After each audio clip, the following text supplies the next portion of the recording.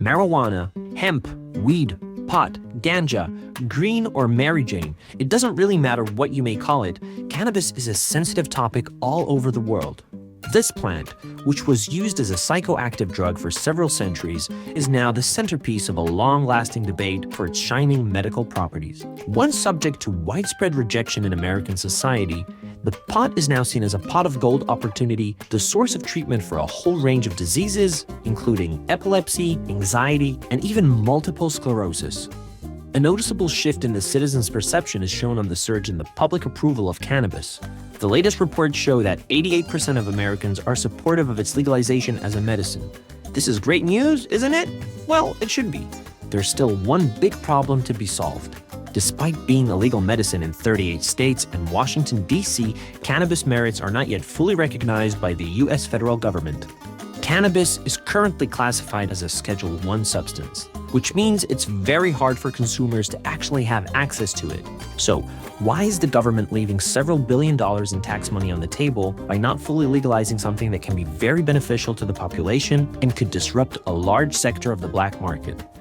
Let's talk about the rescheduling of cannabis. Cannabis is currently classified as a Schedule I substance. But what does that actually mean for the consumer? The Controlled Substances Act is a federal law that classifies drugs into categories based on their medical use, potential for abuse, and risk of dependency. Schedule III is the least restricted category. It's composed of substances considered of moderate to low potential for physical and psychological dependence and has accepted medical use. Examples are ketamine and Tylenol with codeine. Schedule II, on the other hand, is far more restricted. Here are listed the substances with high potential for abuse and accepted medical use with severe restrictions due to the chance of dependency. Fentanyl, methamphetamines, and cocaine are the kinds of drugs in this tier. Now, guess where is cannabis on this list? Yes, just alongside heroin in the Schedule I, the substances with high potential for abuse and no accepted medical use in the US, considered to lack safety even under medical supervision, despite medical marijuana being legalized in over half of the country. If cannabis were reclassified to Schedule III, it would allow for cannabis businesses to acquire a more reasonable tax rate.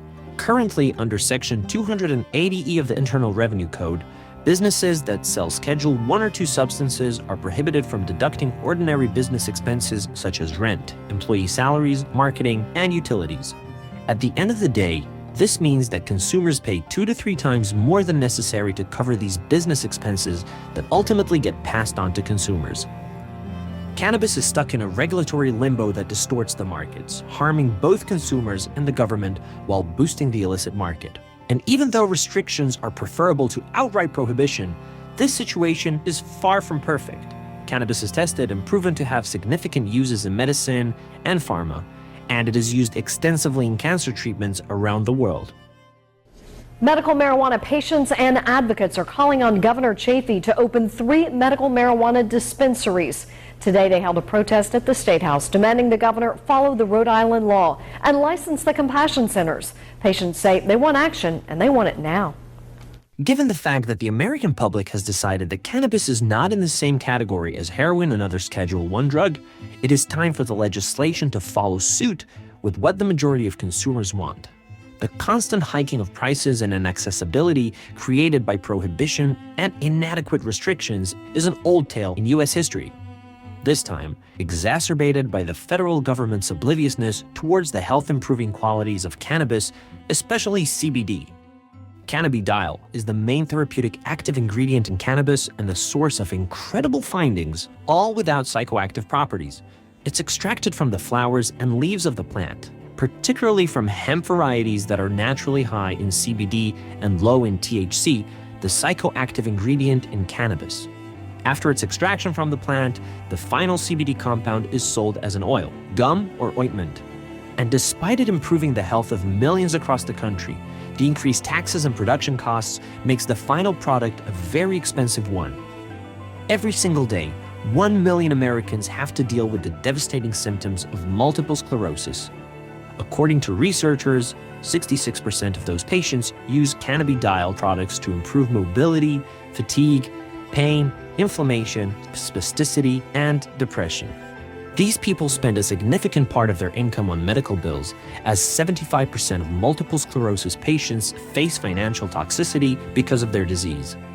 The price reduction prompted by rescheduling cannabis could have a very positive impact in the financial lives of many American households, alleviating their already far too heavy burden with the stroke of a pen. And that's just one use case. Considering all health benefits, it can have over a very extensive list of illnesses.